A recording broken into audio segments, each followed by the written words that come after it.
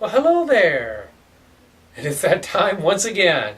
How it rolls around so quickly. Here we are, Friday afternoon already, September the 5th of 2014. And as usual, I'm going to go over the end of last week's reading, what we're coming into now, and what lies ahead of us towards the end of this week. So do stay tuned. As always, an interesting ride ahead. Okay, the first card is the last card of the previous week's reading. This card was the Ace of Cups. Very nice, very loving, very regenerative. Aces are new beginnings. Cups are water. The emotions are spirit. So you may have felt spiritually rejuvenated the last several days, or you may have felt like a new level of emotion was being touched upon, or a deeper contact with your spirituality. It's a very, very beautiful thing.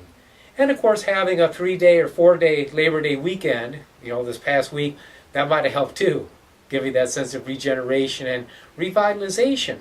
So we may have been in a very good space, but now we do have to be careful that we maintain that, as we're going to see in the next card. That's right, the next card, where we're coming into now, is a Four of Swords. Now, the Four of Swords, entitled Truce, is not a particularly bad card. It's not real particularly good either. And the reason I say that, unless you're in an open situation of war with somebody, okay, the Truce kind of tends to lean towards analysis paralysis and feeling stuck. It's Jupiter in Libra. Jupiter wants to expand. Jupiter wants to go into new things. Libra says, well, I'm not so sure about this. I need to look this over careful. I want to analyze everything. I'm not sure. I'm going to, I'm going fro, I'm going back, I'm going forth. I'm not sure what to do. Not a real happy state of affairs, okay? We don't want to let that happen. So we want to keep that flow going. That's very important. We don't want to let that analysis paralysis get in the way. We don't have to get stuck. We can go ahead and allow ourselves to move forward, staying in touch with our hearts, staying in touch with our emotions, staying on our spiritual path.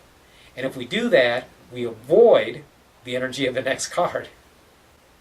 Yes, the next card, the third and final card, is the Hanged Man. Now, the Hanged Man is not a disaster. It's not a tragedy. It doesn't mean we're going to lose a bunch of money or have a terrible accident. It's water upside down. It's the Ace of Cups upside down. So it's a feeling of not being in alignment. It's a feeling of being upset.